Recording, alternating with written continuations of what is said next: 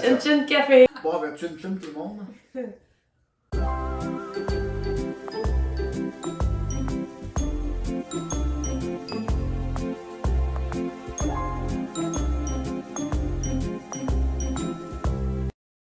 Bonjour Guy. Salut Maureen. Comment ça va? Ça va bien toi? Ça va, ça va. Merci d'être venu dans mon humble demeure. Ben, ça me fait plaisir. Merci de nous recevoir, de me recevoir. Ben oui, avec ta conjointe Ben aussi, même si on la voit pas. C'est ça, moi je voulais savoir. Moi je t'ai invité parce que, bon, je sais que j'ai fait plusieurs critiques des livres qui venaient de ta maison d'édition, autant que tes propres livres à toi. Je me suis dit, ben, pourquoi pas l'inviter, hein, tant qu'à faire. C'est fun, merci. C'est pour mon petit plaisir à moi personnel. Là, moi, c'est ça, je vais commencer par la question piège. Qu'est-ce que tu rêvais de faire, toi, quand tu étais petit? C'était quoi ta passion? Ça dépend à quel âge qu'on recule. Là. Quand j'étais jeune, mettons à 8 ans à peu près, là, j'ai déjà pensé devenir pompier. Mais bon, tu sais, là, on recule dans le passé. Là. Pompier, mais après ça, j'ai voulu être vétérinaire. Tu sais, quand on est jeune, on a toutes sortes de rêves de ce qu'on pourrait faire quand on est plus grand. Mais en fin de compte, ça ne s'est pas passé comme ça. Je suis un artiste. Dans le fond, je suis un artiste né. Hein, depuis ma tendre jeunesse. Là, quand j'étais jeune, déjà, je me prenais au sérieux. Là, quand je dessinais, là, je m'amusais à copier des albums de Lucky Luke, Astérix, mais à main levée. Là, puis, même mon père m'encourageait là-dedans hein, parce qu'il me disait de toujours signer mes dessins et de les conserver. Là. Fait que dans le fond, mon père, il m'a encouragé, peut-être sans le savoir, à devenir un artiste. Même si dans le fond, il savait très bien qu'être un artiste au Québec ou n'importe où, c'est pas très payant, là, tu sais, en général. C'est difficile de vivre de nos arts. Mais dans le fond, tu vois, l'idée d'être pompier ou vétérinaire, ça n'a pas duré très longtemps parce que je pense que dès le départ, j'étais un artiste né, là, tu sais, puis c'est... Je savais où c'est que je m'en allais, tu sais, là-dedans. J'ai jamais vraiment dévié. Ah ben, c'est bon. C'est bon. Puis, je sais, en visitant un peu ton site Internet, que je mettrai l'adresse dans le bas de vidéo, j'ai vu que tu es auteur, éditeur et chercheur de vérité. Comment ça a commencé, auteur? Qu'est-ce qui t'a amené à être auteur? Encore là, on peut reculer loin avec moi. Là. Quand mon père avait une machine à écrire, une boîteur, une petite machine, puis déjà à 10 ans, je m'amusais. J'allais chercher, je demandais à mon père de me prêter sa machine à écrire. Je m'installais à mon pupitre, là, puis là, je m'amusais à taper. Ça a commencé très vite, là, dans le fond. C'est quelque chose que j'ai en moi, là, probablement. Là, il est d'inné. Fait que j'ai commencé vite à écrire, à taper, tu sais. Malgré ça, ben, je continue à taper avec un doigt, là, en général. J'ai pas mon doigté. Mais tu sais, j'ai pris l'habitude comme ça, jeune. Fait que ça a vraiment commencé tôt, là, cette histoire-là. Ça fait que tu faisais quoi? T'écrivais quoi? Des histoires? Je tapais pour le fun. Je me prenais pour un auteur. Je pense aussi j'ai fait ça avec la J'ai appris par moi-même aussi. Hein. Ça, c'est important de le dire, c'est que j'ai pas pris un cours en littérature ou même à l'école, j'étais ce qu'on appelle un cancre à l'école. Fait que je suis un autodidacte à 100%. J'ai appris, j'ai fait de la peinture, j'ai appris par moi-même. L'écriture, c'est en me relisant, en lisant beaucoup de livres aussi, que j'ai appris à diminuer les fautes au maximum, là, puis à structurer mes phrases. Mais je suis un autodidacte. Bon. Dès le départ. Là, déjà, c'est le plaisir d'apprendre est plus là dans ce temps-là. Ben, c'est ça. Puis qu'est-ce qui t'a amené à être éditeur? C'est le même cheminement. Hein. Moi, j'ai commencé, j'ai écrit mes premières poésies à peu près à 18 ans, là, mais de façon très sérieuse. Là. J'étais un poète. C'était pas un passe-temps, c'était vraiment ancré en moi. Puis dans le but de publier. Moi, déjà à 18 ans, c'était ça. Là, mon idée était faite. Puis j'ai écrit beaucoup. J'ai accumulé beaucoup de poèmes, de notes manuscrites. Puis à l'âge de 20 ans, c'est ça. J'ai eu un travail au ministère de l'Éducation. Puis ça, la paye à l'époque, c'était déjà quand même bon là, pour un gars de 20 ans. Là, ça commençait bien, mettons. Fait que là, j'ai investi dans l'impression que je me suis auto-édité mon premier recueil de poésie, Avant propos d'un prince fou. Là, on recule en 83. Fait que là, j'ai fait mes économies pour. À l'époque, c'était pas de l'impression à la demande, c'était vraiment de l'impression normale. Fait que c'était un minimum de 500 copies là, que j'avais faites. Okay. J'avais fait la couverture moi-même. Tu sais, déjà, j'étais comme ça. Là, tu sais, conception de la couverture, j'ai payé pour la typographie du texte, payé pour l'imprimerie.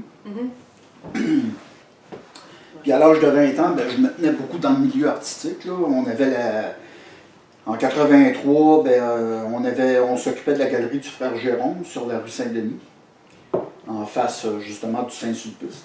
C'était vraiment le quartier latin à l'époque. C'était une belle époque de création artistique. Là. Après la galerie Frère Jérôme, on a gardé le local, on a ouvert la galerie Lézard. Puis après ça, j'ai eu ma propre galerie, là, Imagine. Tout ça pour dire que ben, quand j'ai publié mon premier recueil de poésie à 500 copies, ce premier recueil-là a connu déjà un succès. On va dire, mes 500 copies se sont vendues assez facilement. Puis déjà, les médias ils ont parlé de moi à l'époque. Comme Grimaldi était sur moi, puis des choses de même. Wow. Tu sais, j'ai commencé tôt là, dans le domaine. Je suis pas un petit nouveau, là, comme on dit. Puis, de fil en aiguille, j'imagine que c'est ça qui t'a amené à être chercheur de vérité.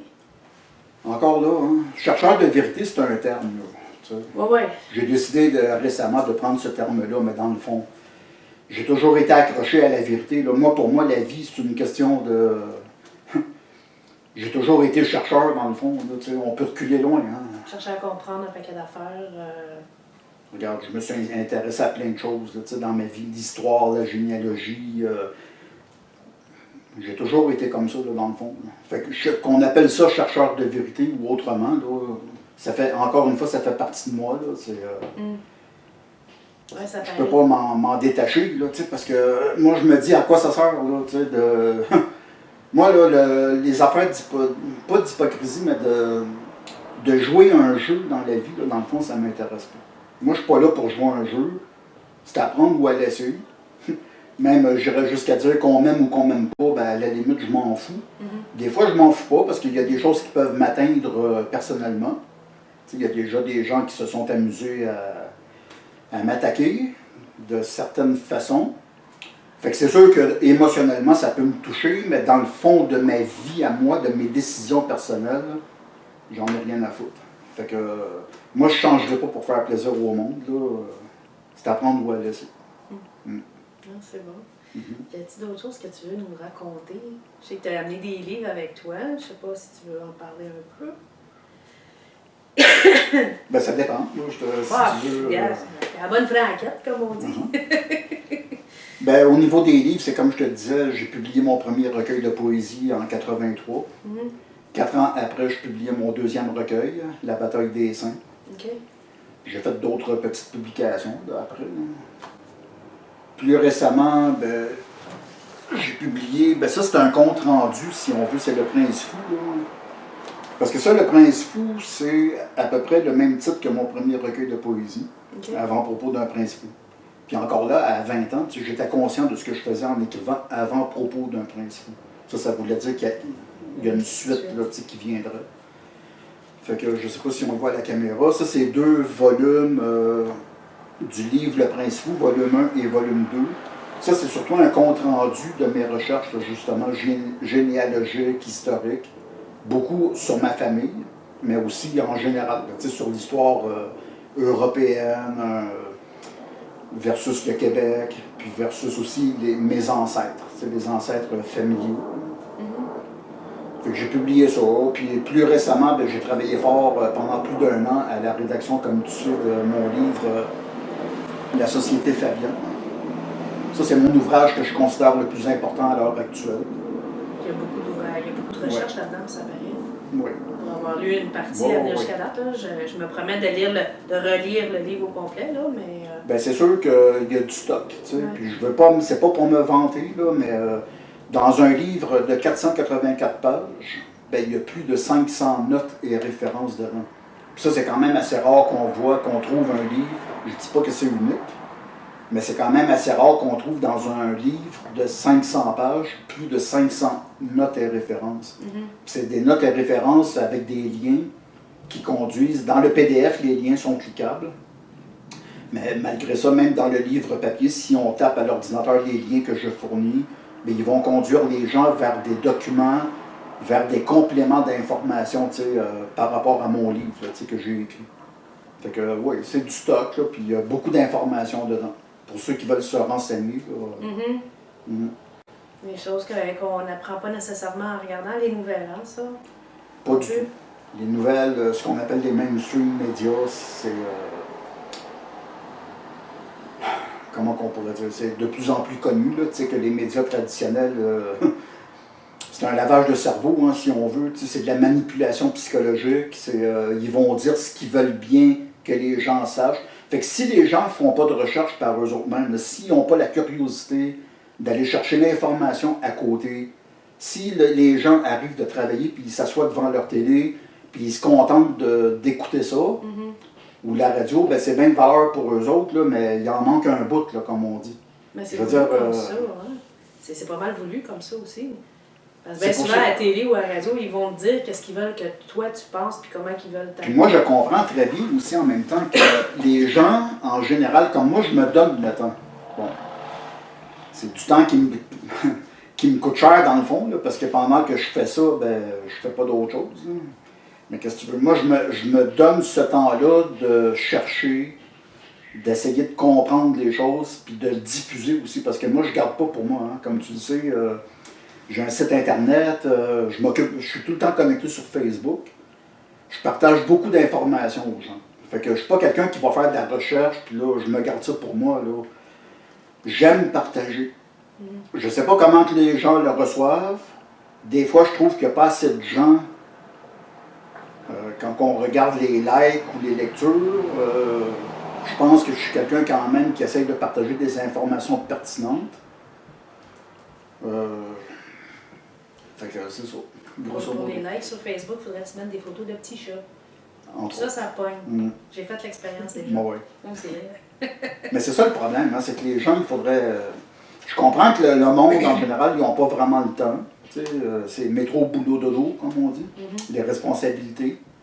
La personne arrive de travailler à 5 heures, là, il faut préparer le repas, t'es brûlé, hein, t'as des commissions à faire, t'es brûlé, puis là, tu recommences le lendemain matin. Tu sais, la société a été conçue, a été faite en sorte que les gens, justement, ce soit... J'ai publié tout à l'heure sur mon site internet un ouvrage de... Je ne me souviens pas de son prénom, excusez-moi, c'est de Boétie, de la Boétie, ça date du 16e siècle. Puis le gars, à 16 ans, il avait déjà publié un texte sur la servitude volontaire. Là, je l'ai partagé tout à l'heure, avant de venir ici, sur mon site internet. J'invite les gens à aller voir. Je connaissais de Boétie de nom, mais on ne peut pas tout connaître dans la vie. Puis là, quand je me suis aperçu, hein, lui, là, à l'âge de 16 ans, au 16e siècle, en 1500, il a écrit un peu de la façon que moi j'aurais pu le dire au 21e siècle, ou que d'autres gens disent, la servitude volontaire. Puis comment s'en détacher. Puis comment qu'on donne le pouvoir à des élus. Lui, il parlait, mettons, versus les rois ou les tyrans, ou peu importe les politiciens. Puis on en parle souvent, ma conjointe puis moi, là, on fait élire quelqu'un, comme on va prendre l'exemple de Justin Trudeau. On vote pour quelqu'un, moi je vote pas pour lui, là, que ce soit clair. De toute façon, les politiciens, pour moi, se ressemblent à peu près tous. Je ferai pas on parlera pas trop de politique, là, peut-être, là. Mais peu importe qui il s'appelle, que ce soit Trudeau ou quelqu'un d'autre, ils se font élire par la population. C'est nos employés. C'est nous autres qui payent leur salaire. C'est nos impôts, c'est nos taxes. Puis ces personnes-là qui se font élire, ça c'est vraiment dans la psychologie là, globale de l'humain. C'est incroyable. Quand on y pense comme il faut, c'est incroyable. C'est nos employés. On est censé être dans une démocratie. On est censé les mettre au pouvoir. Puis même le mot pouvoir devrait être banni. On ne devrait pas dire qu'on les met au pouvoir. C'est des hauts fonctionnaires. Eux autres, ils sont là. On dit, bon, ben, c'est comme une gestion d'entreprise. Là, on vote pour un président. Le président, il est mieux de faire sa job comme il faut. Parce que sinon, on le met à la porte. La politique, ça devrait être considéré de la même façon. Le pays devrait être, je ne dis pas qu'un pays est une business, mais ça devrait être géré comme tel. On nomme un président, nous autres, on est des actionnaires. Chaque citoyen est l'actionnaire de l'entreprise qui s'appelle pour l'instant le Canada. Hein? Peut-être éventuellement, on parlera au niveau du Québec, je ne sais pas, ça dépend des gens. Mais ça devrait être géré comme une entreprise. Si on parle de Trudeau, ben ça devrait être considéré comme le président de l'entreprise. Puis nous, on est les actionnaires. Puis si lui, il ne fait pas une belle job, mais c'est pas ça qui se passe. On les élit, puis là, ils se prennent pour des petits dictateurs. Parce qu'il faut appeler un chat, là. Ils se prennent pour des petits dictateurs. Eux autres, là, ils décident, okay, avec leur petite gang, là, on va garrocher de l'argent à gauche, à droite, on va envoyer des millions en Afghanistan, au Rwanda. C'est votre argent, mais on s'en fout. Continuez, petit esclave, à travailler. Allez du matin au soir, puis soyez épuisés pour qu'on vous enlève le droit de penser, de réfléchir. Nous autres, on va prendre votre argent, puis on va la garrocher où on veut. C'est ça un peu de la Boétie. Lui, il en parlait déjà au 16e siècle, c'est la servitude volontaire, c'est qu'on se soumet. Puis ça, c'est pas normal. On se soumet, on vote pour eux autres, puis on leur consent le pouvoir de décider sur nos vies. Puis on se soumet. Au lieu de... Moi, en tant que chercheur de vérité, mais on pourrait employer aussi d'autres termes que ça, c'est quelque chose que j'ai beaucoup de difficulté à accepter, là. Moi, si j'avais une révolution à faire, c'est sûr que je la ferais. Je ne parle pas de révolution armée parce que je suis un non-violent. J'ai même pas de dossier judiciaire puis rien de ça. Là. Fait qu'on peut pas... si quelqu'un me chercherait des bébites, là, ça serait dur. Des grosses bébites, là, je ne dis pas des petits défauts de la vie quotidienne, là, tout le monde en a. Mais des grosses bébites, là, cherchez-en, vous n'en trouverez pas. Fait que quand je parle de révolution, là, c'est pas nécessairement une révolution armée puis violente, mais ça prend une révolution mentale. Là. Il faudrait vraiment que les gens se réveillent puis qu'on bouscule les choses. En tout cas, moi, c'est sûr que si je passe sur mon envolée, il faudrait vraiment que les gens se réveillent, qu'on arrête cette servitude volontaire-là que de la Boétie parlait déjà au 16e siècle. Tu sais, il y a des gens, ça c'est la preuve qu'il y a des gens depuis longtemps, le 16e siècle. Ça veut dire, lui, autrement dit, il agissait déjà comme un chercheur de vérité, de quelqu'un qui veut dénoncer, qui, déjà à son époque, sans avoir Internet, il voulait partager au monde, réveillez-vous. C'est là qu'on voit que le monde ne se réveille pas. Ça fait des centaines d'années qu'il y a des gens qui essayent de dire combien il y a eu de personnes sur la planète qui ont voulu dire au monde, là, réveillez-vous. Tu sais, on peut penser, mettons, Gandhi. Même si Gandhi, c'était très politisé, là, tu sais, il était quand même affilié à des groupes politiques, là, mais on va parler de l'homme comme tel. Là. Tu sais, il n'y a pas juste Gandhi, là, il y en a d'autres, tu sais, des gens qui ont essayé. Même on peut parler de Kennedy, ça s'est terminé avec une balle dans la tête. Là. Puis les gens ne se réveillent pas. C'est la servitude volontaire. Les gens aiment ça. Les gens aiment être des esclaves. C'est-tu une paresse mentale, tu penses? Bien, absolument. Encore, ça revient à ce que je disais tantôt, c'est que le monde n'a plus le temps. Tu sais, on est maintenu. C'est très dur d'être libre, pour le vrai. Là. Parce qu'on est tous poignés. On a des chaînes invisibles. Là. Je veux dire, il faut travailler pour payer tout ce qui nous entoure. Là. Puis après ça, on a des taxes à payer, puis des impôts, puis on est surtaxé. On est maintenu au bas. Fait que moi, je suis capable de comprendre que c'est dur pour les gens de... Hey, j'ai-tu le temps, moi, de m'occuper de ça, là? Franchement, ça prend des gens qui se sacrifient un peu. Tu sais, pour penser pour eux autres, pour essayer de leur dire. Puis malgré tout ça, ben, ça se réveille pas. Parce que les gens aiment mieux... le confort. Ben... Parce que le fait de se réveiller fait en sorte aussi qu'il faut comme se secouer de notre petit confort de routine et tout. Là. Puis malgré ça, si on parle de la France, là, on a un exemple d'une population qui essaye de se soulever avec les vestes jaunes, là, les gilets jaunes. On ne peut pas dire que ça ne bouge pas. Puis malgré... Les Français, les Françaises, à l'heure actuelle, sont un bel exemple d'un peuple qui veut faire bouger les choses. Puis malgré ça, ils sont maintenus dans une tyrannie à la macronite. Ils se font bombarder, ils perdent leurs yeux, ils perdent des membres. On est sous l'emprise vraiment d'une dictature qui s'installe de plus en plus, même si les gens veulent le nier.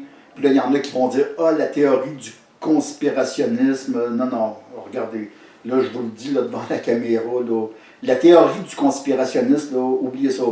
Je ne dis pas ceux qui parlent de certains sujets qui ne sont pas démontrables. Là, en tout cas, je ne m'avancerai pas devant la caméra, mais il y a des gens qui partent sur des histoires, des fois, qui n'ont ni queue ni tête. Là. Ça, c'est vrai qu'on peut dire OK. Mais quand on parle de choses démontrables dans la société au niveau social, au niveau politique, au niveau des organisations pyramidales qui sont là, puis qu'on ne peut pas nier, parce que les preuves sont là, entre autres dans mon livre La Société Fabienne, je veux dire, on ne parle pas de conspirationnisme, on parle réellement de conspiration parce qu'il y a des gens qui conspirent contre les populations. Puis ça, on ne peut pas le nier. Là. On ne peut pas le nier, puis ça part de très haut, puis c'est très dur à abattre. Mm-hmm. On peut juste regarder ce qui se passe en Chine là, avec... Oui, exactement. C'est épouvantable, ça. Ben, on est dans la... Les gens ne s'en rendent pas compte. Même au Canada, là, les gens pensent qu'on est dans une démocratie. Attention, là, on est de plus en plus... Premièrement, le communisme là, au Canada, puis entre autres au Québec, est pas mal très installé. Moi, je dirais là, qu'on est pas mal communiste. Ce qui arrive, c'est qu'au Canada, on est dans un communisme inavoué. Puis ça, c'est parfait pour eux autres. Ils n'ont pas besoin de déclarer que nous sommes un pays communiste. C'est pas besoin. C'est bien mieux d'utiliser des mots qui font pas peur. On est une démocratie, tout ça, mais que dans les systèmes politiques, puis le système organisationnel puis social, dans le fond, on est en communisme. Mais pas besoin de prononcer le mot. Pourquoi le prononcer? C'est juste important de le faire. Mm-hmm.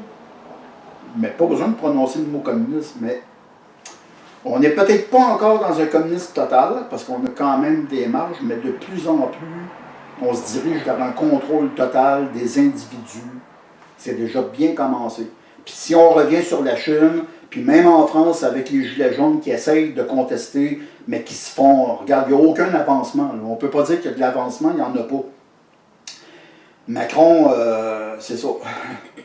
Je veux dire, de plus en plus, la dictature mondiale s'installe. Avec la reconnaissance faciale, là en France, c'est officiel, c'est annoncé pour avoir recours aux services gouvernementaux. Il va falloir qu'il y ait la reconnaissance faciale, comme en Chine. Puis moi, je l'ai toujours dit. Moi, les pays, pour moi, ça fait longtemps que je le dis, c'est des laboratoires. Mm-hmm. OK, c'est des laboratoires. Je le dis depuis longtemps, la Chine, c'est un laboratoire. Eux autres, le laboratoire de la Chine, c'était ça. C'était le contrôle social à travers la reconnaissance faciale, puis aussi le système de pointage. Mais là, tu vois, quand les choses ont été testées, là, ça se répand. Je ne vois pas pourquoi ça se limiterait. Ça se répand. Là, la France commence à... Quand la France va embarquer, les autres pays vont suivre. Puis ça va venir au Canada, là. On n'est pas exclus. Tu sais, il faut arrêter de penser que nous autres, on est à part des autres. Souvent, les Québécois, là, ils pensent, nous autres, le Québec, tu sais, on est à part, c'est nous autres les meilleurs. Tu sais, les Québécois, nous autres, on est les meilleurs, on est à part. Voyons donc. Ça, c'est vraiment de vivre dans une bulle, là. On n'est pas à part des autres, on est sur la même planète, puis ça va arriver de la même manière. Mm-hmm. Puis même, je dirais qu'au Québec, on est un méchant laboratoire. En tout cas. On est pas mal communiste, puis pas, en tout cas, si on n'est pas encore tout à fait communiste, on est socialiste, puis pas à peu près. Tu sais, je veux dire, moi... Mais là, moi, c'est ce que j'ai vu aussi dernièrement, c'est comme à Hong Kong, ils se font confisquer leur compte bancaire, mais ouais. C'est comme ils ont... C'est rendu fou, là, puis... Mais en France, là, ça existait déjà. Hein. Je veux dire, je sais pas s'ils l'ont mis en action, mais en France, ça fait au moins 2 ans qu'ils ont dit que le gouvernement pourrait saisir les comptes bancaires. Il n'y a rien qui nous appartient. L'argent là, que tu travailles pour, là, elle ne t'appartient même pas. Ils peuvent tout te reprendre. Moi, c'est pour ça que j'ai toujours été... j'ai toujours essayé de rester libre. Puis moi, je le sais qu'il y a des gens qui ne seront pas d'accord avec moi, mais j'étais jeune. Je le sais que... Excuse-moi. Je le sais que... comment je pourrais dire? C'est moi qui paye le prix un peu, là, de ne pas avoir suivi un certain moule. J'en paye le prix. Mais tu sais, moi j'étais jeune, puis je me disais les REER, même les retraites, j'y croyais pas. Puis on recule loin, là, tu sais, j'avais dans la vingtaine, puis je me disais un jour... Parce que moi je crois pas aux humains. Puis là, attention, je vais préciser. Je parle pas des individus, tout seul, là, tu sais, je veux dire, comme toi et moi, on est côte à côte, là, ben, ça n'a pas rapport. Quand je dis je ne crois pas aux humains, c'est que je ne crois pas au système des humains. On va te promettre des affaires un jour, puis on va te les enlever le lendemain. Fait que je ne peux pas croire au système humain. Les systèmes de retraite, ils vont tout être enlevés à un moment donné. Puis là, ça commence. Quand les gouvernements français et les gouvernements chinois commencent à dire qu'on va pouvoir saisir vos comptes de banque, qu'est-ce que ça veut dire? Ça veut dire que ta retraite là, que tu as accumulée, là, ils vont te la prendre à un moment donné. Puis ton REER, là, ils vont te le prendre. De toute façon, là, on est voué à un crash économique là, imminent. Le crash économique là, est pour bientôt. Ça va être un crash qui va faire mal. Là. Pire que dans les années 20. Là. Ça va faire mal. Là. En tout cas, il n'y a rien qui nous appartient.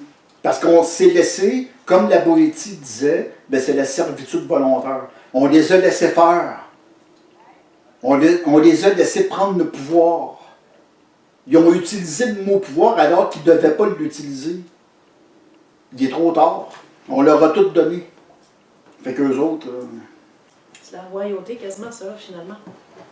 C'est pire que la royauté, parce que moi, je vais te dire, je ne dis pas que tous les rois étaient corrects, encore là. Tu sais,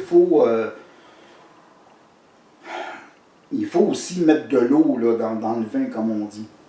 Mais c'est pas tous les rois qui étaient mauvais. Là. On prend les rois de la... Oui, il y a eu je ne nie pas qu'il y a eu des mauvaises affaires. Il y a eu des bons rois. Les rois, là, la plupart du temps, les rois, dont les rois de la France, ils travaillaient pour le peuple. C'est à la fin de la royauté qu'il y a eu des abus. Avec le roi Soleil, que justement, c'était le début d'une mentalité dictatoriale. Mais les rois, là, quand on prend le Moyen-Âge, tout ça, là, ils combattent. Eux autres, là, ils n'envoyaient pas des drones bombarder. Là.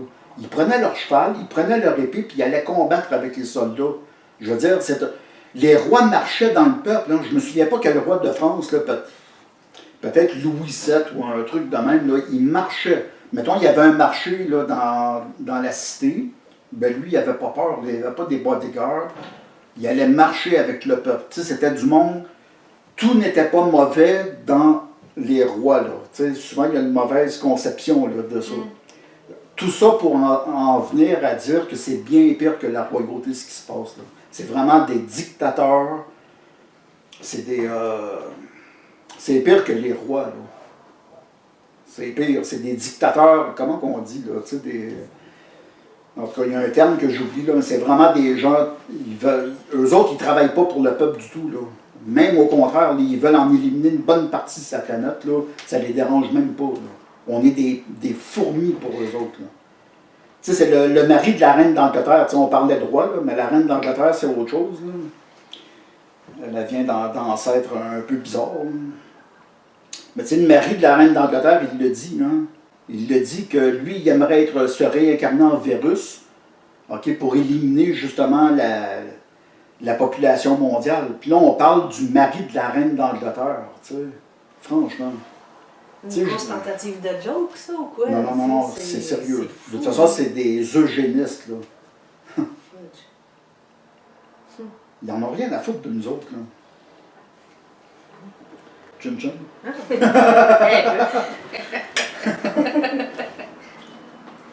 Parce que c'est vers là qu'on se dirige. Ça, quand tu parlais de laboratoire, justement, c'est ça, la 5G. Mais ils disent qu'ils veulent commencer à Montréal, mais il me semble qu'on en voit déjà des antennes, non? Fait que là, on parle de la 5G. On parle. Ouais, c'est ça. Je m'amuserai au montage après. Non, c'est pas qu'ils commencent à Montréal. De toute façon, la 5G, le déploiement des réseaux 5G, Ça veut dire la 5e génération est commencée sur la planète. Ça fait un bout. Ça fait un bon bout. Il y a des pays où c'est bien développé, comme en Corée du Nord. La 5G est partout. Ça, c'est déjà fait. En Suisse, malgré que là, il y a de plus en plus de villes qui essayent de bloquer, puis qui arrivent à bloquer le déploiement de la 5G, comme dans le Jura en Suisse, à Genève, ils l'ont bloqué. Puis aussi dans un village en Angleterre, là, ils sont arrivés à bloquer le déploiement de la 5G.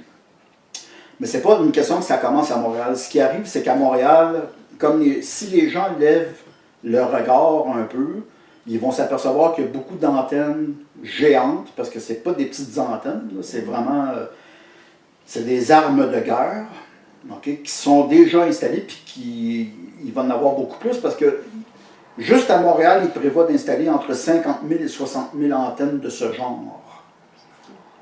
C'est malade. Okay? Là, ce qui arrive, c'est que ce qui a été annoncé à Montréal, c'est que dans le centre-ville de Montréal, à partir de l'année prochaine, ils vont faire ce qu'ils appellent, ça a été annoncé comme ça dans une conférence de presse, puis publié dans les médias, un laboratoire vivant. Où là, ils vont tester la 5G dans un quadrilatère du centre-ville de Montréal. C'est avoué, là. Je n'aimerais pas son nom, de toute façon je ne l'ai pas en tête. C'est un maire d'arrondissement qui a dit en noir sur blanc que c'était un laboratoire, puis qu'ils verraient comme ça, c'est vraiment comme un laboratoire, là, parce qu'ils vont regarder, ils vont voir si les effets néfastes de la 5G sont vrais ou pas. Parce que ce qu'il faut savoir, c'est qu'il y a des milliers d'études scientifiques indépendantes. On ne parle pas d'études qui ont été payées par les compagnies de téléphone ou des trucs comme ça. Parce que ça, c'est toujours des études biaisées. Il ne faut jamais se fier sur des études commandées soit par le gouvernement, dont on vient de parler justement, qu'est-ce que c'est le gouvernement, hein, les petits dictateurs, les petits roitelets, ou des études commandées par les compagnies téléphoniques ou des choses comme ça. Ça ne vaut rien. Il faut regarder les études indépendantes, puis ça, il y en a des milliers. Des milliers. Toutes ces études-là sont disponibles sur Internet, entre autres sur le site Internet là, que je suis en train de créer. Beaucoup d'études vont être disponibles sur notre site Internet. Qu'est-ce que je voulais dire là-dedans? Ben, c'est ça, Montréal va faire un laboratoire vivant au centre-ville. Selon les dires de ce maire d'arrondissement-là, ça va être pour tester, voir si les effets néfastes sont vrais ou faux. Et s'ils sont vrais, Okay? Mais ça, il n'y a pas le droit. C'est moi, quand j'ai vu cet article-là, que j'ai pris connaissance de ces propos-là, là, j'ai allumé. Parce que ça faisait un bout de temps que je suivais le dossier de la 5G. Mais là, ça m'a mis à terre complètement. Parce qu'en partant, je suis désolé pour vous, monsieur le maire d'arrondissement, mais c'est illégal ce que vous faites. Okay? Parce qu'on n'a pas le droit d'expérimenter sans le consentement, de faire un laboratoire vivant, comme ça a été dit, comme ça a été publié dans les journaux. On n'a pas le droit de faire un laboratoire vivant, d'expérimenter des antennes 5G, dont il y a plusieurs études scientifiques qui ont démontré que ça stérilisait les gens, que ça nuisait au fœtus, ça pouvait tuer le fœtus dans le ventre de leur mère, que ça détruit l'ADN, ça modifie le code génétique des humains.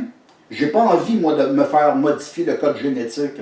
Puis ça, quand on s'intéresse à l'histoire puis à la généalogie, ce que je fais moi, ben moi, je veux pas me faire modifier mon ADN.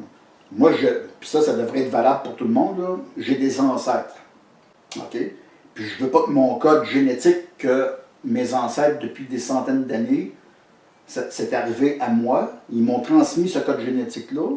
Ben, je veux pas, moi, que d'autres personnes, que des petits dictateurs, des petits roitelets décident de tester sur moi ces appareils-là qui vont probablement ou peut-être modifier mon code génétique, peut-être me donner la leucémie, peut-être me donner le cancer, peut-être me stériliser si ce n'est pas déjà fait.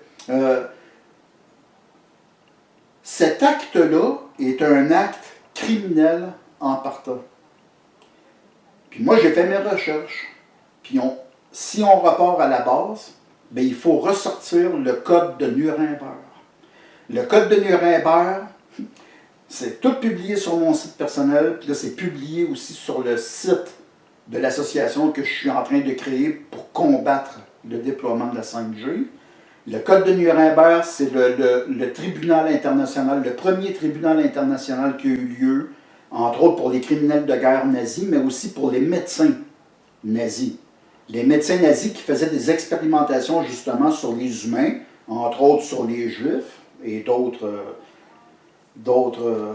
catégories de gens, okay, sans leur consentement, évidemment, là, parce que c'était vraiment des tortures, en tout cas. C'est des choses innommables. Le tribunal de Nuremberg pour les médecins, c'était justement pour condamner ces gens-là qui ont fait des expériences sur les êtres humains. Ça s'appelle le Code de Nuremberg. Puis ça, là, c'est très rare que les gens en parlent, parce que c'est gardé sous silence. C'est important que ces choses-là soient gardées sous silence.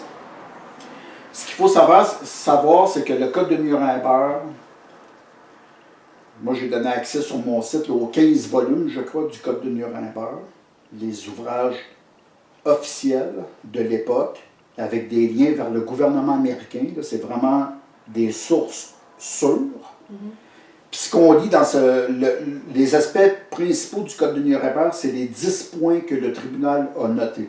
Puis le premier point, c'est sur les expériences sur les humains, c'est que c'est sur le consentement. Puis ça, c'est dans le Code de Nuremberg. Il faut que les humains soient consentants. C'est le premier point. Puis il y a plusieurs autres points là, importants. Ça prend le consentement pour expérimenter, pour faire un laboratoire vivant à Montréal. Ça prend le consentement. Puis s'ils demandaient le consentement aux gens en leur disant les vraies choses, là, en leur disant, ben là, les effets possibles, ben c'est ça, stérilisation, cancer, leucémie, l'ADN modifié, puis là, il y a plein d'effets. Là. Je ne suis pas sûr que les gens consentiraient. Je pense que la plupart des gens refuseraient. Ça prend le consentement. Le Code de Nuremberg, ce qu'il faut savoir, c'est que c'est la première loi internationale. Elle fait jurisprudence sur toutes les autres lois. Je dis ça, mais en même temps, il y a des lois existantes qui viennent après qui confirment le Code de Nuremberg. Même au Canada, on a la loi contre les crimes de guerre et contre l'humanité. Ça existe ici. Là. Puis ça, c'est tout basé sur, pas le Club de Rome, là, mais le Traité de Rome, le Code de Nuremberg. Là, des lois internationales gravitent autour de ça. Puis moi, ce que j'ai l'intention de faire à travers l'organisation que je suis en train de créer, qui s'appelle... dont le titre est très clair, c'est Action judiciaire contre la 5G. Fait qu'on ne se cachera pas, là. L'association que je suis en train de créer, là, qui est déjà bien démarrée, c'est Action judiciaire contre la 5G. Donc, on est loin d'être hypocrite. Quand les gens du gouvernement ou peu importe qui recevra nos documents, ben ça va être affiché en clair, c'est une action judiciaire contre la 5G. Bon, point final. Fait qu'ils ne pourront pas passer à côté, là, tu sais. Puis moi, je veux mettre en valeur beaucoup le texte de loi, si on veut, là, ça va être le Code de Nuremberg, qui va être mis en avant. C'est très important. Là. Ce que je suis en train de dire, peut-être que je l'exprime mal, mais c'est très important. Là. Il faut que les gens comprennent là, que ce qu'ils sont en train de faire, que ce soit en Suisse, en France, au Danemark, en Angleterre, aux États-Unis, au Canada, au Québec, à Montréal, c'est illégal. Ils sont en train d'installer des antennes géantes basées sur les ondes millimétriques. Les ondes millimétriques, c'est une arme de guerre développée par le gouvernement américain. Tout est publié. Je veux dire, il ne faut pas penser qu'ils dépensent autant de milliards de dollars pour que votre téléphone marche mieux. Mais non. Okay? Ils ne sont pas en train de faire ça pour votre bien. Parce qu'ils veulent que ton téléphone, là, que wow, ça rentre bien. Non, non, c'est pas ça, là. C'est bien pire que ça. OK? Je pourrais en dire des choses, mais tu sais, il y a beaucoup de choses dans mon livre. Hein. Ah, c'est Achetez mon livre, là, je dis pas que c'est la Bible là, qui a tout là-dedans. Mais il y en a une bonne partie. Je ne suis pas le seul à faire des recherches et à dénoncer des choses, là, mais achetez mon livre. C'est pas de la vente que je fais, là. Achetez-le. Achetez-le en PDF s'il faut, ça coûte 7 $. Vous allez en apprendre des choses. je confirme. Moi, ce que je comprends pas, c'est que bon, il veut vérifier, voir si vraiment il y a des effets. C'est pour ça qu'il veut faire ça dans son arrondissement. Mais advenant que ça finit, qu'il y a ces preuves que oui, ça fait du tort aux humains, qu'est-ce qu'il va faire avec ça? Oui, mais... On va vous dédommager? Il n'y aura pas de dédommagement, mais c'est parce que c'est là qu'il faut prendre le mal à sa racine. Il faut pas... Moi, mon but, c'est d'arrêter tout ça. Il y en a qui vont dire « Hey, tu rêves en couleur, tu fais quoi, là? » Mais non, c'est pas vrai, là. Il y a plein de pays là, qui sont en train de faire bloquer la 5G partout. Là. Je l'ai dit tout à l'heure. En Suisse, là, dans le Jura, à Genève, même à Bruxelles, ils ont arrêté la 5G. En Angleterre, dans un... Donc, dire qu'on veut faire arrêter le déploiement de la 5G, c'est pas un rêve. Là. Je suis pas en train... Moi, là, je suis en dehors du rêve. Puis même quand on parle de réalisme, là, je pense que je suis un de ceux les plus réalistes qu'il n'y a pas. On est en dehors du conspirationnisme ou du rêve ou de la métaphore ou de tout ça. Là. Moi, je suis ancré les deux pieds dans le béton, dans la grosse réalité. Puis la réalité n'est pas toujours plaisante. La réalité, elle fait dur. Puis je suis dedans. Là. Moi, ce que je suis en train de vous dire, c'est la réalité. C'est pas des blablabla, puis des rêves, puis je vous vends de l'air. Là. Non, non. Fait qu'il faut prendre le mal à sa racine. Il ne faut pas laisser faire le maire d'arrondissement. Il ne faut pas laisser faire Valérie Plante dans ses objectifs. Ou peu importe qui va être le maire de Montréal, ou le premier ministre du Québec, ou le premier ministre du Canada, il ne faut pas les laisser faire. On est averti qu'ils veulent faire un laboratoire, il faut les arrêter. Il n'est pas question qu'ils fassent des tests pour voir si la 5G est nuisible à la santé. Voyons, c'est illogique. Il faut les arrêter direct là. Il ne faut pas, justement, consentir à la servitude volontaire que de la Boétie disait déjà en 1500. Tu sais, tout est lié, là. Tu remarqueras, Maureen, que tout ce que je parle, même si ça paraît échevelé, tout est lié à la même chose, là. De la Boétie en 1500, notre servitude volontaire, il faut arrêter. Il faut que les gens se réveillent, là. Il faut que les gens se réveillent. Il n'est pas question de laisser faire un individu, peu importe comment il s'appelle, pour qui il se prend. Tu sais, là, je n'ai pas nommé son nom, je ne le nommerai pas. Si ça lui tente de se reconnaître en écoutant ma vidéo, s'il l'écoute, c'est son problème. Mais moi, je vais dire quelque chose sans faire de lien trop direct. Mais je ne l'ai pas nommé, fait que je suis correct. Il ne faut pas oublier que Himmler, des nazis, c'est un petit fonctionnaire. Tu sais, il faut arrêter d'avoir la mémoire courte. Tu sais, il y a eu Hitler, OK? Mais il y a eu d'autres personnes à côté. Puis quand on prend Himmler, là, avec ses petites lunettes rondes, là, lui, c'est un insignifiant. À la base, là. Il travaillait au poste en Allemagne. Là, tu sais, c'est un fonctionnaire, Himmler.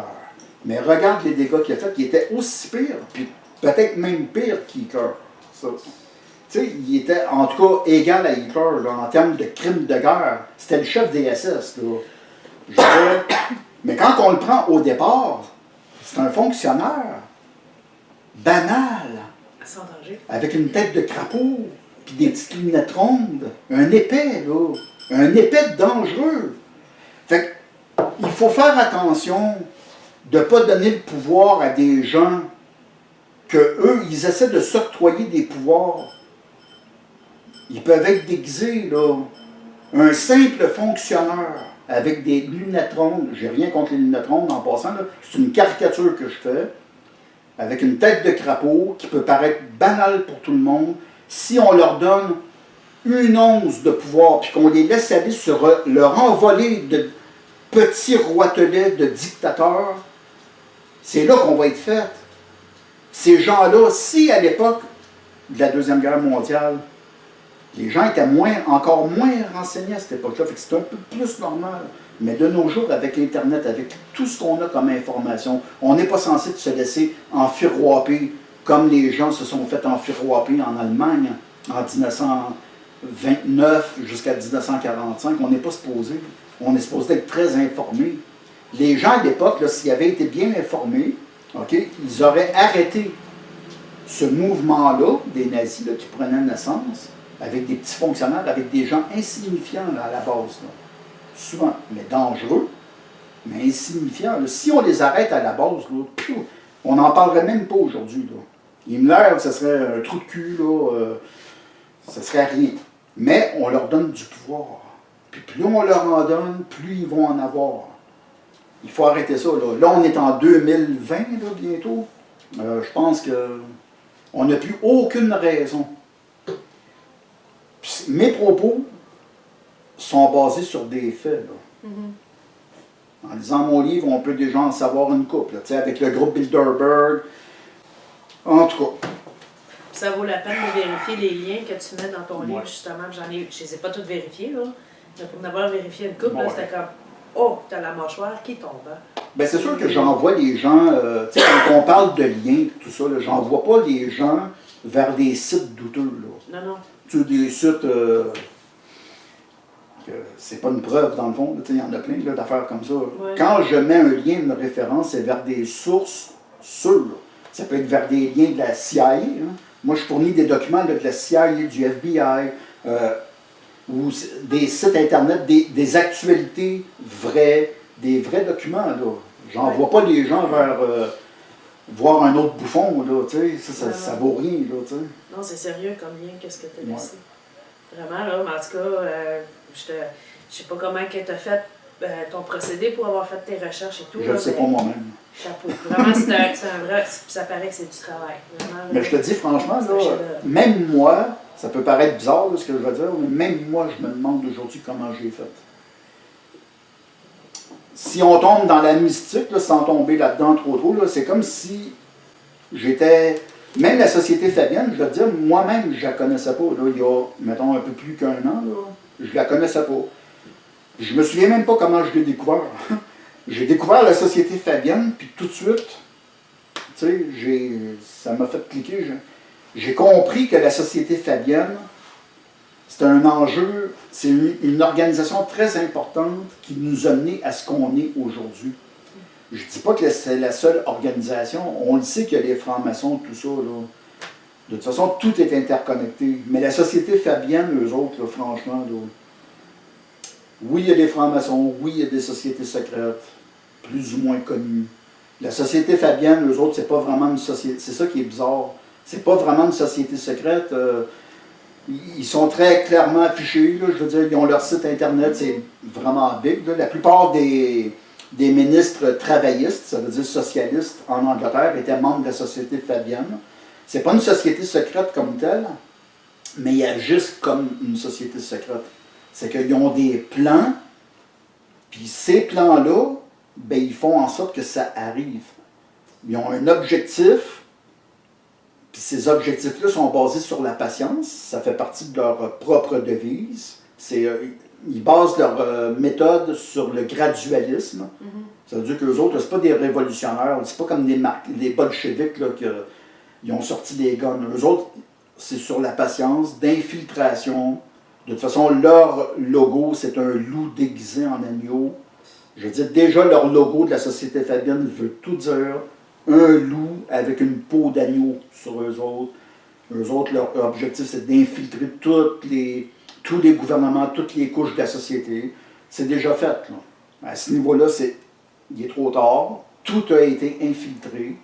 C'est pour ça qu'on en arrive aujourd'hui à l'installation de la dictature mondiale. Ça va être très difficile de s'en détacher parce que tout a été envenimé. Puis la dictature mondiale, c'est l'objectif de la Société Fabienne, c'était ça dès le départ. Puis on y est. Là, aujourd'hui, là, on y est. Puis surtout, encore plus avec le déploiement de la 5G, que l'objectif, comme je disais tout à l'heure, c'est certainement pas que vos téléphones cellulaires marchent mieux, mais c'est surtout pour prendre le contrôle sur les humains à travers l'intelligence artificielle, parce que la 5G va être absolument nécessaire. Ça veut dire l'Internet global. Il y a déjà des centaines, pour ne pas dire des milliers de fusées 5G, satellites 5G, qui ont pris la route vers l'espace. La Terre au complet va être englobée dans une sorte de matrice de la 5G.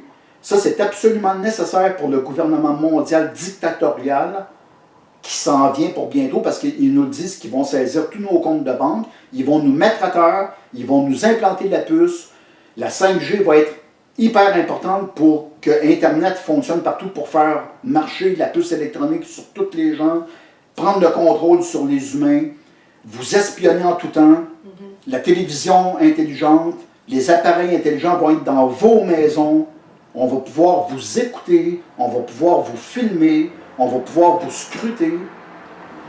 La robotique s'en vient, ça va être des policiers robots. On pense Robocop que c'est un film? Non. Les robots sont déjà là, ils font des pirouettes, des doubles pirouettes sur eux-mêmes, les robots. Là. Non, c'est pas de la... Là, ça fait comme enfantin de parler de robots. Informez-vous, les policiers robots sont déjà là. Ils attendent là, le moment là, pour les sortir. Vous ne pourrez plus rien faire. Quand le robot de 8 pieds, je dis, c'est pas de la peau, là. Tu ne pourras pas te défendre. Puis eux autres, ça va être avec une précision. Puis ça va être quoi leur niveau de jugement pour évaluer le danger? Ils vont tirer sur qui? Ils vont arrêter qui? C'est pas juste ça, c'est la nanotechnologie. Des insectes. Je suis pas en train de parler d'un film de science-fiction. Les insectes volants, nanotechnologie existent déjà. Ce que tu penses qui va être un insecte là, qui va venir sur ta peau, on entre en enfer. Puis là, les gens, il va falloir qu'ils se réveillent. On entre dans un cauchemar orwellien. Avec tout ce qui s'en vient comme ça, puisque c'est orchestré et tout planifié, comment qu'on peut, toute ta théorie, comment qu'on pourrait faire comme... On peut pas s'en sortir même si on se bat contre ça. Ce qu'on peut faire avec les moyens qu'on a pour l'instant, mais si on ne bouge pas rapidement, moi je le sais qu'ailleurs ça bouge, là, il arrive à faire bloquer la 5G. Là, je vais m'adresser aux Québécois par contre, là, puis aux Canadiens à la limite. Réveillez-vous! Je suis en train de créer une organisation, ça s'appelle l'Action judiciaire contre la 5G. Le site internet est déjà actif, action5g.org. On débute, là. On est en train de former une équipe. J'ai déjà des relations internationales, ça ne s'arrêtera pas là. Je nommerai pas qui, mais là, on est en train de traduire un avis juridique de 75 pages. Je nommerai pas son nom, là, mais c'est une de mes collaboratrices au sein de l'organisation que je suis en train de créer. Elle est en train de faire la traduction d'un avis juridique qui a été fait par un avocat du Danemark qui est déjà très impliqué contre la 5G. Lui, cet avocat-là, on se prépare à le contacter prochainement. Là, il y en a, j'entends déjà certaines personnes qui vont dire « Oui, mais qu'est-ce qu'un avocat du Danemark va pouvoir faire pour nous autres? » Moi, je vais répondre à ça, c'est pas comme ça que ça marche. On parle, là, on parle pas d'un problème local. Oui, c'est global. OK? Il va y avoir une très forte collaboration entre pays. C'est déjà commencé, là. Il va avoir, oui, contacter l'avocat au Danemark, j'y crois. Parce que lui, quand il va savoir qu'on existe, puis que, premièrement, qu'on a traduit son avis juridique, lui, c'est un Danois, fait que son avis juridique est déjà en danois, puis il a été traduit en anglais.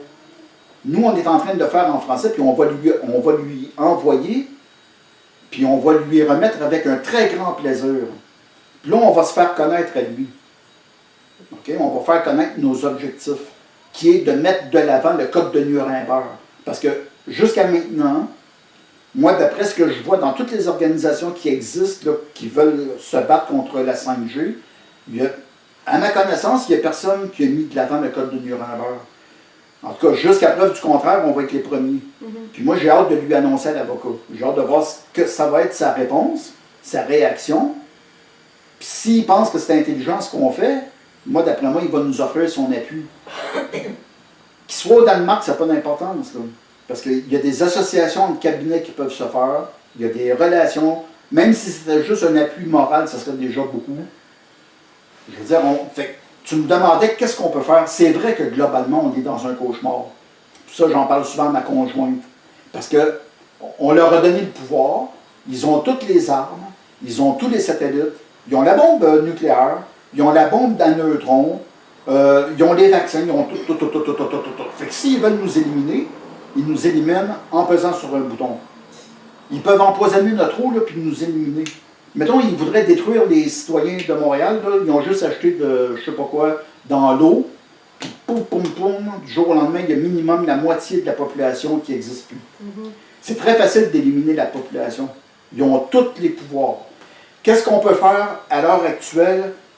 C'est de combattre avec les moyens qu'on a encore avant qu'ils nous soient retirés. Le Code de Nuremberg, les lois internationales qui existent, le tribunal international qui existe, qui est indépendant des Nations Unies, en passant. Il faut stopper le déploiement de la 5G. Il y a des pays qui le font, on est capable de le faire. On est capable, là, pendant qu'on peut encore. Si on ne peut pas combattre la pieuvre, parce que le globalisme, c'est une pieuvre, on ne pourra pas. Moi, je ne me prends pas pour un autre, là. Je m'appelle juste Guy Boulian, puis je ne suis pas plus que personne, j'ai pas une somme dans les poches, puis c'est comme ça que ça marche. C'est quasiment pareil pour tout le monde. Mais si on peut mettre des bâtons dans les roues, faire bloquer leur installation, ils n'ont pas le droit de faire ce qu'ils font, ça c'est clair. Au niveau international, c'est un crime contre l'humanité. S'ils entendent mon vidéo et qu'ils ne sont pas contents d'entendre ça, là, ben je m'en fous, je vous le dis, là, je m'en fous, c'est un crime contre l'humanité. De dire qu'on va tester des appareils, c'est une arme de guerre, les antennes 5G, c'est une arme de guerre. C'est des armes non létales dirigées sur les êtres humains. C'est une arme inventée par l'armée américaine. Je veux dire, c'est un crime de guerre ce qu'ils font, mais ils le déguisent. Levez le regard vers les toits des bâtiments, même sur des blocs appartements ordinaires. Une personne qui est près de moi, là, elle vit dans un bloc appartement, puis il y a au moins 20 antennes 5G au-dessus d'elle. Oh my gosh. OK? C'est en train de s'installer, ça. Fait au moins, mettons des bâtons dans les roues. Là, on va dire à la mairesse de Montréal que c'est illégal ce qu'elle fait, puis il faut qu'elle stoppe immédiatement. Sinon, là, moi, je suis prêt à aller à poser des accusations crimes contre l'humanité. Je veux dire, on va se rendre devant les tribunaux internationaux, là. Il y en a qui vont dire « Hey, pour qui tu te prends? » Non, non, non, non. On va y aller parce qu'on va avoir de l'appui. Vous ne pouvez même pas vous imaginer, là. Puis je ne veux pas nommer de nom trop pour tout de suite, là. Il y a une dame qui est très impliquée au niveau de la 5G qui a travaillé aux Nations Unies. Je ne nommerai pas son nom, c'est facilement... Je ne veux pas nommer les noms pour tout de suite, là. Ben oui, pourquoi pas. Je dis rien de mal, c'est Claire Edwards. Cherchez sur Internet Claire Edwards. Elle a travaillé pendant près de 20 ans aux Nations Unies. Elle s'est présentée devant les Nations Unies pour dénoncer la 5G. Elle est déjà au courant qu'on existe, là, nous autres, là. J'ai un contact en France qui lui a déjà écrit, parce qu'elle est en contact avec Claire Edwards. Puis là, elle lui a écrit. Elle lui a envoyé mon courriel en disant, bon, eux, ils existent. Là, moi, une de mes prochaines étapes, ça va être de contacter, j'ai son adresse, là, contacter Claire Edwards. Je suis à peu près, je ne peux pas parler pour elle, mais je suis presque certain qu'elle va vouloir se mettre en relation avec nous autres, là, puis nous aider dans ce dossier-là. Moi, je vous le dis, il va y avoir de la collaboration internationale, là, puis on ne se laissera pas faire. De là à dire qu'on va arrêter le globalisme, on a affaire à un monstre. Okay? Quand on parle de la bête, ben, on est dedans. La marque de la bête, la puce électronique qui va nous... On est dedans. On est dans la bête. Combattre la bête, peut-être que oui, là, mais au moins mettre des bâtons dans les roues puis mettre des stops. T'sais, il faut qu'on les fasse chier. Là. On n'a pas le droit de se laisser faire. Si on garde le silence, on consent.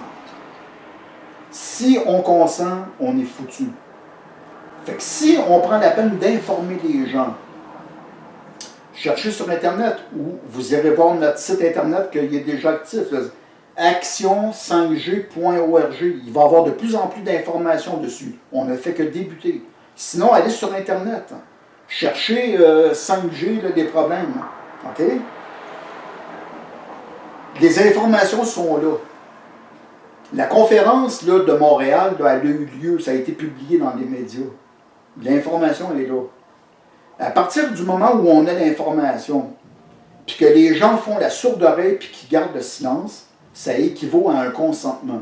Dites-vous bien que si vous consentez par votre silence, ben c'est fini. Même le code de Nuremberg n'aura plus lieu d'être.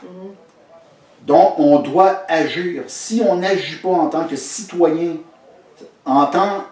pour défendre notre vie, je veux dire, just too bad, puis même moi, je vais plier bagage. Moi, j'essaie de faire quelque chose pour vous, là, à la hauteur de mes moyens. Si je vois que les choses ne bougent pas, ben moi, je suis prêt à me sacrifier, mais s'il y a du résultat, s'il n'y a pas de résultat, ce sera just too bad. Tant pis. Écoute, on crèvera, puis that's it. Ceux qui ne crèveront pas, ils deviendront esclaves d'un système tentaculaire. Puis vivez avec. Vivez avec. Vivez avec. Dites-vous bien que votre silence équivaut à un consentement. Puis que si vous consentez, c'est terminé. Là, ce qui arrive aussi, c'est qu'il y a des gens qui ils vont vouloir faire des choses. Je faisais partie de ceux-là. Mais même si tu parles à ton entourage, c'est que tu passes pour une illuminée, si je peux dire. C'est comme à un moment donné, tu te sens comme dans l'impossibilité de faire quoi que ce soit. C'est comme tu te sens les mains liées, tu n'as pas l'impression que peu importe qu'est-ce que tu fais ou que tu dis, c'est comme... Mais c'est pour ça qu'on parle des gens qui dorment, là. Je le sais bien. Le côté utopique là-dedans, là, je vais te dire, c'est quoi? Tant qu'à parler d'utopie. Le côté utopique, c'est pas de dire qu'on va combattre la 5G, puis qu'on va leur mettre des bonbons dans les roues. Tu sais, c'est où l'utopie? C'est de réveiller le monde, là. Juste ça. L'utopie, là, est pas... Parce que stopper la 5G, là, ça, c'est hyper réaliste. Là. Les lois sont là, il y a des moratoires qui peuvent être envoyés au gouvernement. Ça se fait ailleurs, tout le monde peut le faire. L'utopie, dans le fond, là, c'est le monde. C'est utopique de penser qu'on va réveiller le monde. C'est grave de devoir à dire ça. L'utopie, c'est pas l'effet de stopper. L'utopie, là, c'est de réveiller le monde. Qui en prenne conscience. On n'est pas sorti du bois, là. Non. Ouh! Non. Je te dirais, à quelque part, il fut un temps où moi-même, je faisais des recherches et tout. Là. Mais à un moment donné, j'ai tout arrêté. Je me suis dit, what the fuck, là, tu sais. Ben regarde, ça sera tant pis pour le monde. Fait qu'on se retrouvera en enfer, puis that's it. Ça va peut-être être le fun aussi. Un gros party en perspective, hein? Préparez-vous au pire. Moi, je le sais qu'il y en a qui vont dire « il est alarmiste ». Il y en a qui vont porter des jugements. Ils vont me regarder, là, ils vont dire « que c'est ça ». Tu sais, comme mon père dirait, là, « que c'est ça ». Ben oui, mais jugez comme vous voulez, là. Moi, je m'en fous. Si vous êtes encore au niveau de juger, un individu qui essaye de communiquer des informations, ben vous n'êtes pas rendu loin. Je vous le dis, là. Vous n'êtes pas rendu loin. Sinon, ben prenez les cornes, le bœuf par les cornes, là, puis réveillez-vous. Moi, je vous le dis, on rentre dans un monde qui a été très bien préparé. Lisez La Société Fabienne. Vous allez comprendre comment vous avez été manipulé depuis le début. Ça part de très loin. Très loin. Même les histoires de drogue, je vais vous le dire. Le LSD, là. Le LSD, c'est pas ce que vous pensez, là. Le LSD rentrait dans le cadre d'une expérimentation de la CIA pour prendre le contrôle du mental. C'est le projet MK Ultra. De toute façon, je ne suis même pas le premier à en parler. Je veux dire, c'est très connu, mais il faut que vous soyez capable d'ouvrir votre esprit, puis surtout votre intelligence à comprendre. Je veux dire, c'est un plan machiavélique qui a été préparé depuis plus de 100 ans minimum, puis qui arrive à ses fins. C'est tout. Just too bad. Ouais. Fait que vous pensiez avoir du fun en prenant votre cape d'acide, là, mais vous avez tous été, toutes et tous, manipulés du début à la fin. C'est comme le fait de légaliser le pot, là. Ça fait, tu sais, c'est pour rendre le monde, au lieu de développer, tu sais, il y a certaines époques, les gens, en général, ils vont regarder nos ancêtres là, avec un œil condescendant. On nous a quasiment comme des arriérés. Tu sais, en réalité, on insulte nos ancêtres quand on parle comme ça. C'est comme si tu prenais ton grand-père et que tu l'insultais. On a la mauvaise manie de regarder, mettons, comme le Moyen-Âge, le temps passé, comme un film. Comme un film au cinéma. Alors que dans les faits, là, on parle de nos ancêtres. C'est notre grand-père ou notre grand-mère, mais à un niveau, une échelle éloignée. Fait qu'en parlant, mettons, contre ces époques-là, on parle en fin de compte contre des gens qui sont de notre famille. C'est spécial, tu sais, quand on prend conscience de ça. Moi, je vais dire que je ne dis pas tout, hein, parce qu'il ne faut jamais généraliser, mais il y a eu des bonnes affaires aussi au Moyen-Âge. Il faut arrêter de regarder les gens au Moyen-Âge comme des abrutis, tout ça. C'est pas vrai. Il y a beaucoup de faussetés qui sont transmises, dont l'intelligence. Les gens étaient... Il y avait un niveau d'intelligence qui était transmis à travers les monastères à l'époque. Les monastères étaient vraiment les gardiennes. Contrairement à ce que les gens pensent en général, c'était les gardiennes de la connaissance. C'est grâce aux monastères qu'il y a eu l'évolution de l'architecture en Europe. L'architecture romane en premier, c'est tout dans les monastères. Il y avait des moines abrutis. Il y avait des connards. Il y a toujours eu des connards sur la planète. En tout cas. Mais les gens intellectuels au Moyen-Âge se réfugiaient dans les monastères. C'était la manière d'être protégé dans une structure intellectuelle au Moyen-Âge, alors que c'est une époque guerrière, que barbare, si on veut, même si le mot barbare est un terme mitigé, mais c'est une époque quand même où il fallait être homme, puis l'épée elle pesait une tonne, puis bon. Fait que si toi, ton développement était plus intellectuel, développer les mathématiques, développer l'architecture, ou ne pas te faire accuser de sorcellerie, parce que tu développais l'astronomie, les planètes, il y a beaucoup de choses qui pouvaient être considérées comme douteuses à l'époque, ben, tu devenais moine. Il y a eu des grands scientifiques moines, des mathématiciens, il y avait beaucoup d'intelligence. Les écoles sont apparues avec les monastères, c'est les moines, les monastères clunisiens, en tout cas, les bénédictins, tout ça, là, qui développaient beaucoup. Toute l'architecture, les mathématiques. Après ça, ça a été l'apparition des cathédrales. On parle en 1100, 1200. On n'est même pas capable de faire comme eux autres. Ça fait 1000 ans et plus que les cathédrales tiennent debout, à part quand on met le feu, comme à Paris. Hein, le feu n'est pas... C'est pas une allumette qui a allumé le feu à Paris. Là. Ils disent que c'est une cigarette, mais bon. Impossible. OK. Le génie que ça prenait pour développer ça. Sans grue, sans rien. Des arcs voûtés, des sculptures comme de la dentelle dans les pierres. Écoute. D'une précision. Je parle beaucoup de ça, mais c'est pour en venir au niveau de l'intelligence. Est-ce qu'on pense que notre société est plus intelligente aujourd'hui que c'est nos grands-parents qui ont vécu à cette époque-là puis qui ont développé? On parle de l'ordre des Templiers. Là, il y en a qui essaient de diaboliser l'ordre des Templiers. Ça, c'est de la connerie. L'ordre des Templiers, c'est un ordre... C'est incroyable ce qu'ils ont fait, eux autres. Ils sont partis de rien, là, puis ils ont formé un système international avec des commanderies dans chaque pays où tu étais protégé, là, tu sais, que tu pouvais te promener d'une commanderie à l'autre, toujours sous la protection de l'ordre des... C'était génial pour l'époque, là. Ils ont inventé le premier système bancaire, les lettres de change. Je dis, c'était des gens évolués, incroyables. Si on se compare à eux autres, que les gens, quand ils arrivent, là, ils ouvrent leur télé, ils écoutent, je ne sais pas quelle émission, là, qu'ils ne développent pas, aujourd'hui, ils ont Internet, oui, ils écoutent Occupation Double, là, avec les petites conneries, là, diffusées, puis ils l'écoutent à toutes les semaines.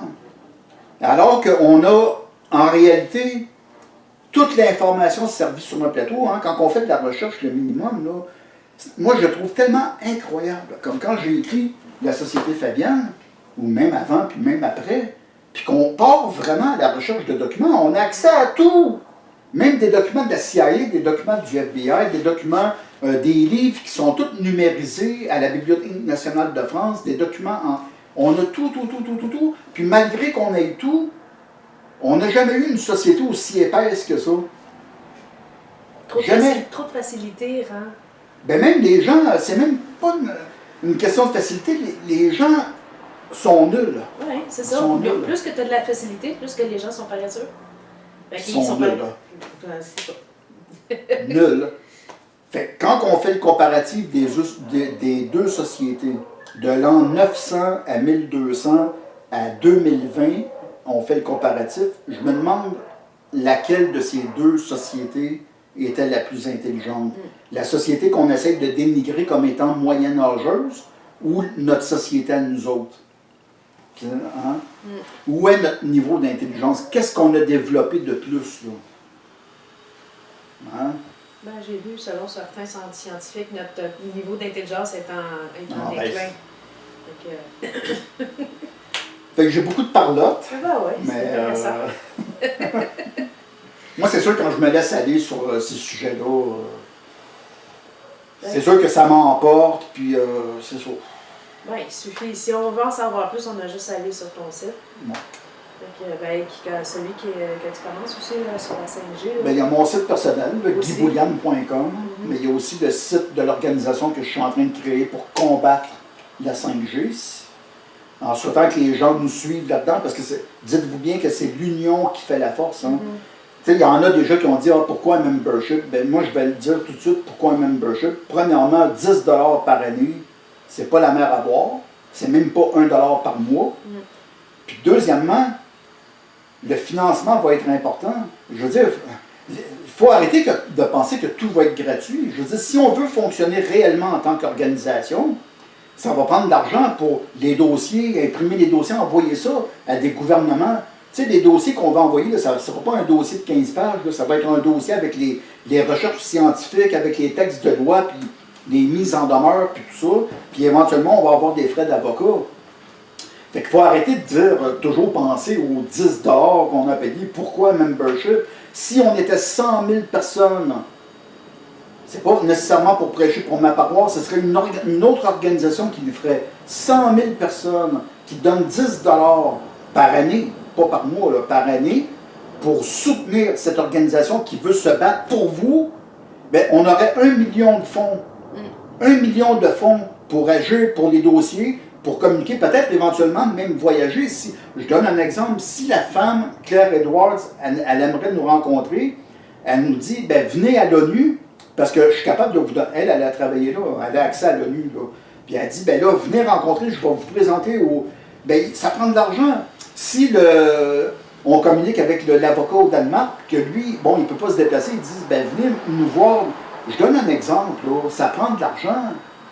Je veux dire, on est en train d'essayer de faire quelque chose pour le bien public. Si le public ne nous suit pas, moi, c'est sûr que je vais me retirer le premier, là. Là, on a une trentaine de membres. Mais si dans quelques mois, je vois que les choses n'avancent pas, puis qu'on est 100, même 200, là, il va falloir qu'on soit beaucoup plus que ça, parce que, de un, ça veut dire que notre association ne sera pas représentative de la population. Tu sais, le gouvernement nous rirait d'en face. Vous êtes 100. Vous ne représentez pas du tout la population. Bon. C'est sûr que je vais me retirer. Il faut que les gens soient conscients, puis qu'ils viennent vers nous, OK? 10 $ par mois, si, il faut qu'on soit 100 000. Par année, il faut qu'on soit 100 000. En plus, 100 000 pour l'association, 1 million de $, ben là, on peut agir. Parce que dites-vous bien que les frais d'avocat, éventuellement, ça va coûter cher. En général, un cabinet sérieux va nous demander un fonds à l'avance qu'il met dans une fiducie. On peut parler de 200, un dossier comme ça contre le gouvernement, contre des entreprises. On peut parler facilement de 200 000, 250 000 en fiducie, juste pour les frais d'avocat. Je veux dire, fait qu'on n'est pas en train de... Je ne suis pas un rêveur, en réalité, je suis en train de parler les deux pieds sur terre, dans le béton, bien ancré dans la réalité. Fait que si le monde ne suit pas, c'est sûr que je vais me retirer. Je vais être le premier à me retirer. Puis oubliez-moi après, là, c'est fini. Moi, j'aurais fait ma part. Aïe. Chin chin. Ah ben, tchin. Fait que je sais pas, toi, si tu veux, peut-être...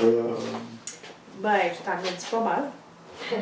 Ben, finalement, ben, c'est ça. Pour en savoir plus, il suffirait d'aller sur tes dossiers.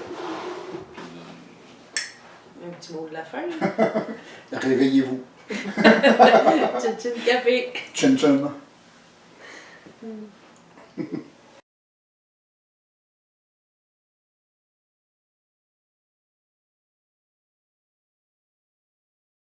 Mais tout cru de même, là, tu sais, fais pas de montage. Non, ben c'est sûr, tu vas avoir. Je vais Non, sûrement c'est sûr faire- qu'il faut que tu montes, là. Je vais faire un montage pour qu'il soit plus présentable. Des fois, il y a des petites choses qu'il faut peut-être enlever. Tchin café. Tu filmes, là? Ah ouais? Oups.